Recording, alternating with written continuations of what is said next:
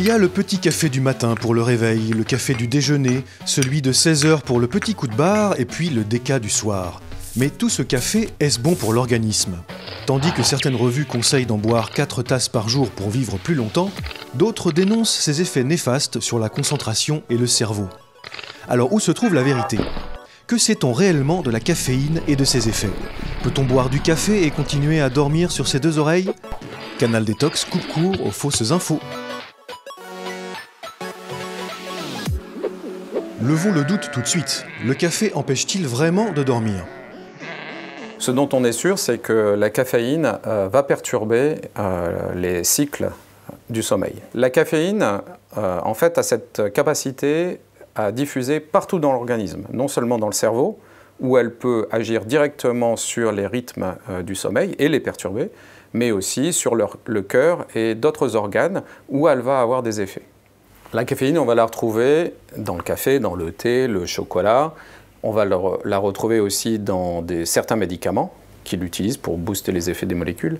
Et on va la retrouver dans les boissons énergisantes. Justement, dans les boissons énergisantes, y a-t-il tant de caféine que ça? Alors, ça représente quelle quantité? Dans un espresso, vous allez avoir 60 mg de caféine. Dans une boisson énergisante de type Red Bull, vous allez avoir le double, 120 mg de caféine. Les recommandations de santé publique aux États-Unis disent qu'il ne faut pas dépasser chez l'adulte 400 mg de caféine. Chez les adolescents, on tombe à 200 voire 100, l'équivalent de 2-3 expressos ou 1 à 1,5 canette de Red Bull. Alors ça peut poser un problème chez les adolescents. Les adolescents sont très friands des boissons énergisantes, surtout associées à de l'alcool. Et une étude aux États-Unis a montré qu'entre 2007 et 2011, le nombre d'admissions aux urgences a doublé dû à une surconsommation de boissons énergisantes. Et on parle de dizaines de milliers de personnes. Et pour les femmes enceintes, le café est-il recommandé? Pendant la grossesse et l'allaitement, c'est vraiment un cas très particulier. Pourquoi?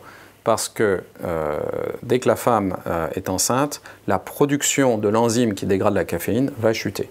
Et chez le nourrisson et le fœtus, cette enzyme n'est pas du tout exprimée.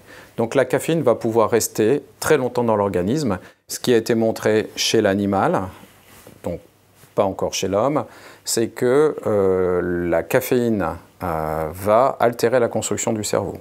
Et ce qui a été démontré, c'est lorsque les femmes enceintes boivent 300 mg de caféine, donc c'est l'équivalent de 4 à 5 expressos par jour. Les enfants à l'âge de 5 ans et demi avaient un quotient intellectuel un peu plus faible que les autres. Le café serait bénéfique pour la mémoire et même pour la maladie d'Alzheimer. C'est vrai cette histoire? Au cours du vieillissement, il y a une dégradation de la mémoire. Et cette dégradation est très accélérée dans la maladie d'Alzheimer.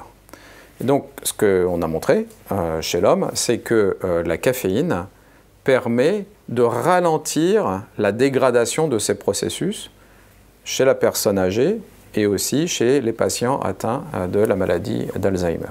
Il y a même des chercheurs maintenant qui se focalisent sur les cibles de la caféine dans le cerveau pour créer des molécules, peut-être des médicaments demain, qui vont ralentir la progression de cette dégradation.